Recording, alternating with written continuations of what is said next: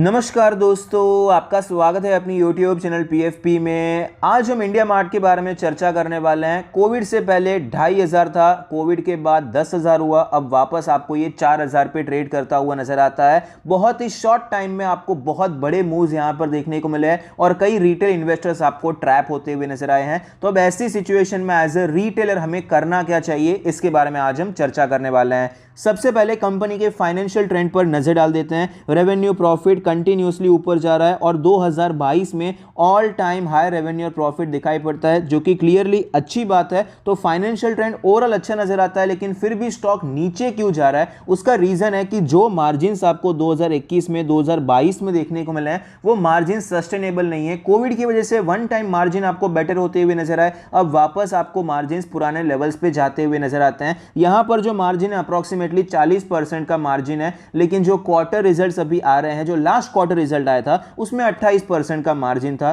तो क्लियरली हमें पता चलता है कि मार्जिन्स वापस अपनी जगह पर जाते हुए नजर आते हैं। तो मार्जिन्स अगर गिर जाएंगे तो क्लियरली आपको प्रॉफिटेबिलिटी में गिरावट देखने को मिलेगी, जिससे आपको अर्निंग्स पर शेयर कम होता हुआ नजर आएगा। इसीलिए वैल्यूएशन गैप बढ़ जाएगा और स्टॉक आपको क्रैश होता हुआ नजर आया। रिटर्न रेशियोज के बारे में बात करें, ROE 16%, ROC 18%, ROA 10%। Return ratios आप देख पाएंगे डिसेंट है, डबल डिजिट्स में, लेकिन पिछले साल के मुकाबले खराब होते हुए नजर आते हैं, जो कि एक नेगेटिव पॉइंट है। लेवरेज रेशियो के बारे में बात करें, डेट टू इक्विटी 0 है, कंपनी पर कोई कर्जा नहीं है, एसेट लाइट मॉडल है, ये सिचुएशन अच्छी हो जाती है। इंटरेस्ट कवरेज रेशियो भी आपको अच्छा देखने को मिल जाता है। शेयर होल्डिंग पैटर्न के बारे में बात करें, टोटल प्रमोटर होल्डिंग है 49.22%, जिसमें से कुछ भी प्लेज नहीं है। Mutual fund 4.5%, other DII 1%, FII 25%, retail and other category में 20% की हिस्सेदारी नजर आती है। Share holding pattern overall decent देखने को मिलता है। देखिए, प्रमोटर के पास अगर 50% से ज्यादा होल्डिंग होती और अच्छा हो जाता,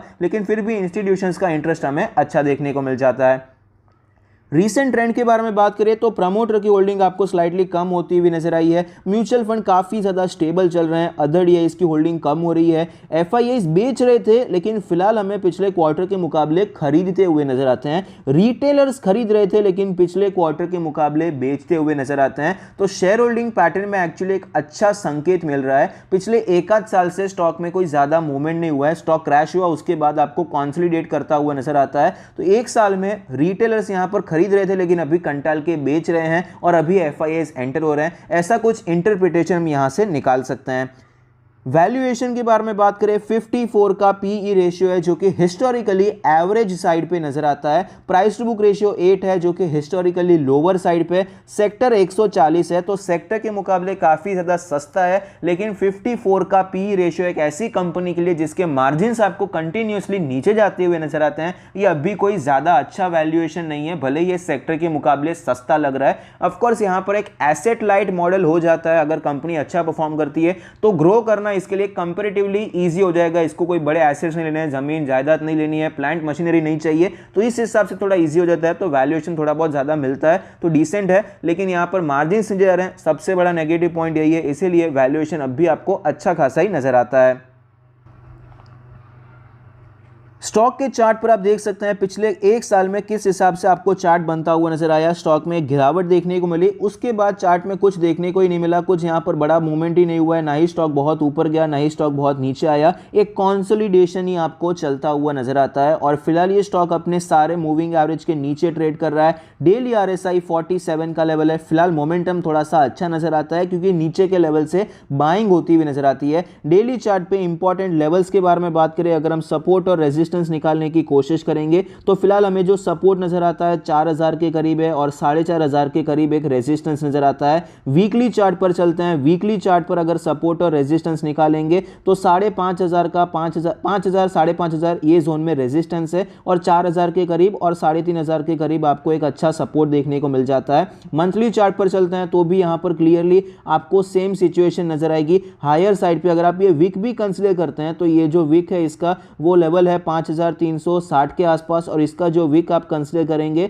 तो यहां पर ये लेवल हो जाता है 3700 के करीब। तो इसी रेंज में स्टॉक आपको ट्रेड करता हुआ नजर आया। और अगर हम मल्टीपल कैंडल्स को अटैच करने की कोशिश करेंगे, टच करने की कोशिश करेंगे, तो ये रेंज आपको और भी ज़्यादा छोटी होती हुई नजर आती है। ज़्यादातर टाइम इसने 4000 से करके 5000 के रेंज में ही ट्रेड किया है। जनरली देखिए मार्केट कैसा काम करता है, कंटिन्यूसली कोई स्टॉक ऊपर नहीं जाता है, कंटिन्यूसली कोई स्टॉक नीचे नहीं आता है, या फिर कंटिन्यूसली कोई स्टॉक एक रेंज में ही ट्रेड नहीं करता है। वहां पर आपको कोई ना कोई मूवमेंट देखने को मिलना चाहिए। ट्रेंडिंग है तो उसके बाद साइडवेज एक्सपेक्टेड होता है, अगर साइडवेज है तो उसके बाद कोई नहीं कोई ट्रेंड आपको एक्सपेक्ट करना चाहिए। स्टॉक वहीं का वहीं नहीं रह सकता है। यहां पर बड़ा मोमेंटम ऑलरेडी आपको देखने को मिला है, आप देख पाएंगे किस हिसाब से हुआ। स्टॉक आप देख सकते हैं लिस्ट हुआ था 2020 में, स्टॉक में आपको एक डिसेंट मोमेंटम देखने को मिला, अच्छा ही कर रहा था स्टॉक कोविड के पहले भी, लेकिन उसके बाद कोविड के बाद आपको यहां पर ये ब्रेकआउट देखने को मिला, मार्जिन्स आपको बेटर होते हुए नजर आए। और ऐसा नहीं था कि कंपनी के प्रॉफिट नहीं बढ़े, कंपनी के प्रॉफिट बढ़े थे,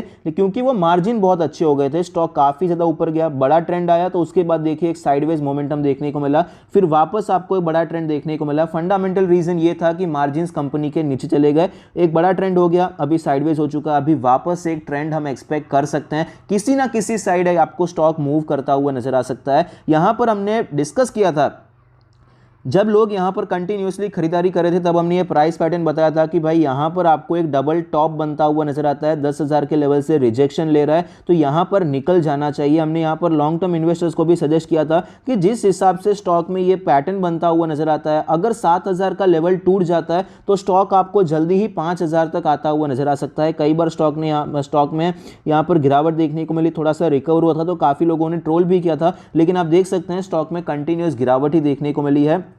तो अभी अगर आपने वहां पर एग्जिट नहीं किया है तो फिलहाल यहां पर सिचुएशन हम थोड़ी सी एक्सपेक्ट कर सकते हैं कि पॉजिटिव भी हो सकती है, नेगेटिव भी हो सकती है, दोनों कंडीशंस में आपको बताना चाहूंगा। यहां पर एक ट्रेंड लाइन ड्रॉ करके मैं आपको समझाना चाहूंगा कि किस हिसाब से अभी जिस लेवल पे स्टॉक ट्रेड कर रहा है कितना ज्यादा इंपॉर्टेंट लेवल है, लॉन्ग टर्म का ट्रेंड लाइन है। भले स्टॉक बहुत सालों से लिस्टेड नहीं है, लेकिन जितना भी लिस्टेड रहा था आपको एक लॉन्ग टर्म का ट्रेंड लाइन नजर आता है। हायर लेवल से भी आपको एक ट्रेंड लाइन नजर आएगी। हायर लेवल से अगर हम रेजिस्टेंस की ट्रेंड लाइन निकालने की कोशिश करेंगे तो हमें पता चलता है कि फिलहाल ये स्टॉक आपको काफी ज्यादा कंप्रेस होता हुआ नजर आया और किसी ना किसी एक साइड पे आपको यहां पर मोमेंटम मिलना चाहिए। प्राइस के हिसाब से माने तो प्रीवियस ट्रेंड के हिसाब से हम एक्सपेक्ट करते हैं। अगर प्रीवियस ट्रेंड देखिए बुलिश होता है, कंसोलिडेशन होता है, तो ज्यादा एक्सपेक्ट ये किया जाता है कि स्टॉक में ब्रेकआउट होगा। अगर प्रीवियस ट्रेंड बियरिश है, उसके बाद कंसोलिडेशन होता है, तो हम एक्सपेक्ट करते हैं कि स्टॉक में आपको गिरावट देखने को मिलेगी। प्राइस के हिसाब से एक्सपेक्टेशन तो ये है कि स्टॉक में गिरावट देखने को मिलनी चाहिए, स्टॉक वापस आपको गिरावट मतलब नीचे आता हुआ 3,000 की तरफ बढ़ता हुआ नजर आ सकता है।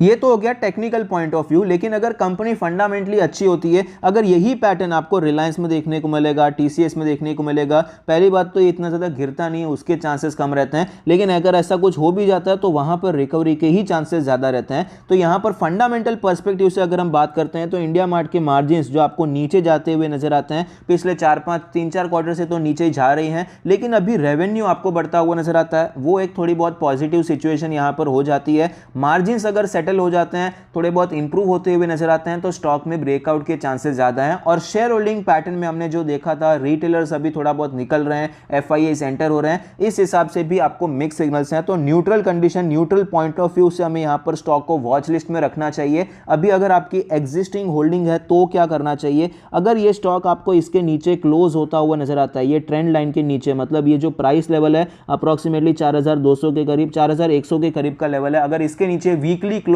हो जाता है तो स्टॉक में आपको निकल जाना चाहिए। एक्चुअली पहले ही निकल जाना चाहिए था जब हमने यहां पर स्टॉप लॉस सजेस्ट किया था। अगर नहीं किया कोई बात नहीं है, यहां पर निकल जाइए, बेटर स्टॉक में आप एंटर कर सकते हैं। लेकिन अगर यहां पर ब्रेकआउट देखने को मिलता है, स्टॉक आपको कंसोलिडेट करके यहां पर ऊपर जाता हुआ नजर आता है, एक अच्छा खासा क्लोजिंग यहां पर देखने को मिल जाती है, तो स्टॉक आपको 5,500 6,000 ये सारे लेवल्स की तरफ बढ़ता हुआ नजर आ सकता है, क्योंकि ये लेवल्स अभी तक टेस्ट नहीं हुए हैं। ब्रेकडाउन एक बार हो गया, स्टॉक नीचे आ गया, उसके बाद ये लेवल्स टेस्ट नहीं हुए हैं। ये 6,000 का लेवल अभी तक टेस्ट नहीं हुआ है। आप देख पाएंगे इतना बड़ा शार्प सेल ऑफ हुआ, यहां पर स्टॉक जा नहीं पाया है। तो अगर ये ब्रेकआउट आपको देखने को मिलता है तो स्टॉक आपको 6,000 के लेवल की तरफ बढ़ता हुआ नजर आ सकता है। तो ये सारे लेवल्स के लिए आप स्टॉक में खरीदारी भी करने के बारे में सोच सकते हैं। छोटे स्टॉप लॉस के साथ चाहें तो खरीदारी कर सकते हैं। बाकी अगर यहां पर